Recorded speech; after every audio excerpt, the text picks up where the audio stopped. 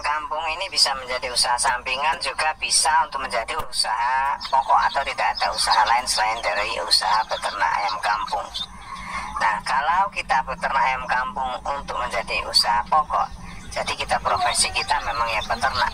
Seperti yang saya lakukan di sini, walaupun saya hanya memiliki beberapa ekor indukan, tetapi saya tidak mempunyai pekerjaan lain selain dari mengurusi indukan-indukan tersebut.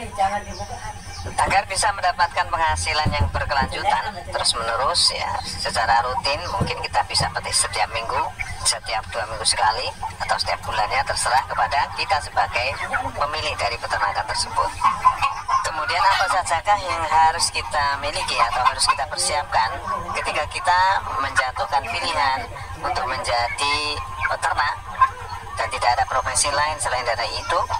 Maka berikut ini saya akan membagikan beberapa hal yang harus kita miliki sehingga kita bisa menjadikan peternakan kita walaupun hanya kecil-kecilan tetapi menjadi sebuah usaha pokok, bukan sebagai usaha sampingan.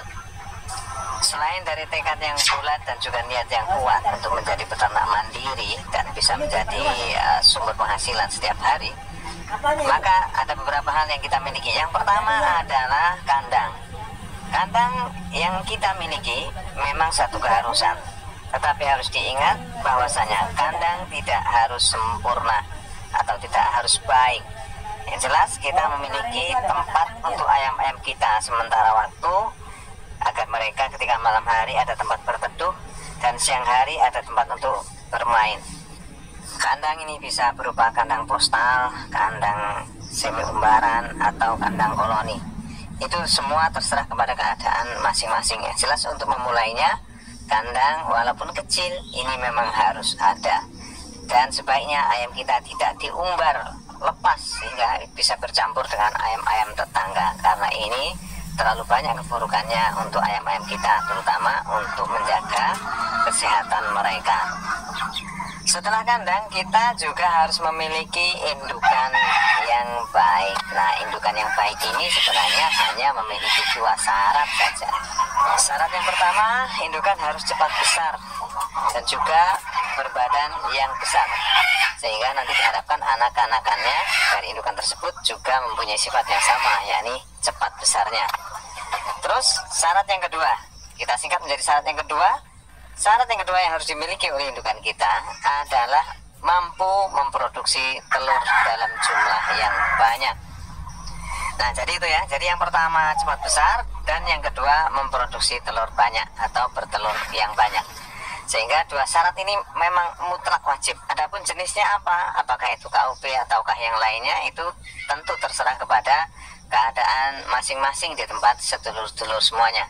Nah, di mana di situ apa yang bisa didapatkan dengan 2 syarat tersebut. Nah, yang penting syaratnya 2 tadi tercapai ya, cepat besar dan mempunyai telur banyak. Lalu bagaimana dengan pacek atau pejantannya? Adapun pacek atau pejantan yang akan kita gunakan ini tergantung dari maksud tujuan kita mencetak DOC nanti. Kalau tujuan kita mencetak DOC itu untuk kita jadikan sebagai ayam-ayam pedaging, maka kita boleh menggunakan pejantan apa saja asalkan berbadan besar dan tumbuhnya cepat besar. Tetapi kalau kita ingin mencetak DOC-DOC kita nanti akan dijadikan sebagai calon-calon indukan berikutnya, maka selain berbadan besar, pacek yang kita gunakan atau pejantan yang kita gunakan juga harus mempunyai sifat seperti ibunya tadi, seperti indukannya, yakni mempunyai sifat bertelur banyak. Tentunya kalau jantan tidak bertelur ya, tetapi jenis itu mempunyai banyak telur, maksud saya seperti itu. Sebagai contoh, kalau kita ingin menggunakan DOC-DOC kita nanti kita cetak menjadi ayam-ayam pedaging yang hanya akan dipotong, maka kita bisa menggunakan pacek atau pejantan dari jenis bangkok yang berbadan besar, atau dari jenis pelung, atau dari jenis ayam kampung biasa tetapi yang mempunyai badan yang tinggi besar. Syaratnya pokoknya badannya besar sudah cukup. Kenapa harus mencari pejantan yang berbadan besar? Karena ini bertujuan untuk mendapatkan DOC-DOC yang cepat besar dan juga nanti bisa tumbuh dengan badan yang besar. Diharapkan seperti pajaknya atau seperti pejantannya. Lalu sekarang sampailah kita kepada hal yang ketiga yang harus dimiliki oleh seseorang apabila ingin menjadikan peternakan ayam kampungnya sebagai peternakan mandiri dan dijadikan sebagai pekerjaan pokok. Hal ketiga yang harus dimiliki yaitu mesin tetas. Nah, kenapa harus memiliki mesin tetas? Ini semua karena ayam-ayam yang mempunyai produksi telur tinggi atau mempunyai telur yang banyak biasanya tidak terlalu mengeram. Maka untuk memproduksi DOC maka kita memerlukan bantuan mesin tetas. Dan mesin tetas ini juga kita gunakan sebagai penentu waktu di mana kita akan memanen DOC kita.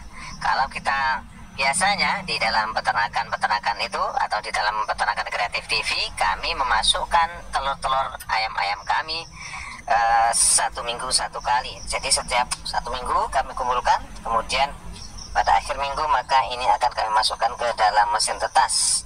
Demikian seterusnya sehingga setiap minggu nanti akan masuk ke dalam mesin tetas dan setiap minggu pula nanti akan panen DOC. Nah, inilah pentingnya mesin tetas karena ayam-ayam yang kita pelihara itu tidak terlalu mengeram atau bahkan ada di antara jenis-jenis ayam sekarang yang tidak mengeram sama sekali, maka kita wajib hukumnya memiliki mesin tetas sendiri. Nah, kapasitas dari mesin tetas ini minimalnya adalah 250 butir. Kenapa demikian? Karena kita akan memasukkan telur-telur dari indukan-indukan kita tadi setiap minggu. Jadi tidak bisa kalau hanya 50 butir kapasitasnya. Maka nanti sekali memasukkan sudah penuh mesin tetas kita. Lalu minggu kedua masa kita mau cari mesin tetas lagi. Nah, seharusnya mesin tetas itu ya kapasitasnya yang minimalnya 250 atau 300 butir. Nah, ini baru bisa nanti bergulir setiap minggu kita memasukkan telur dan pada akhirnya nanti setelah 3 minggu maka setiap minggu pula kita akan panen DOC. Nah, untuk membantu dulur-dulur yang ingin mendapatkan mesin tetas dan mengalami kesulitan dalam membuatnya, maka kami menyediakan jasa pembuatan mesin tetas full otomatis kapasitas 250 butir sampai 300 butir. Silahkan dihubungi saja di psikolog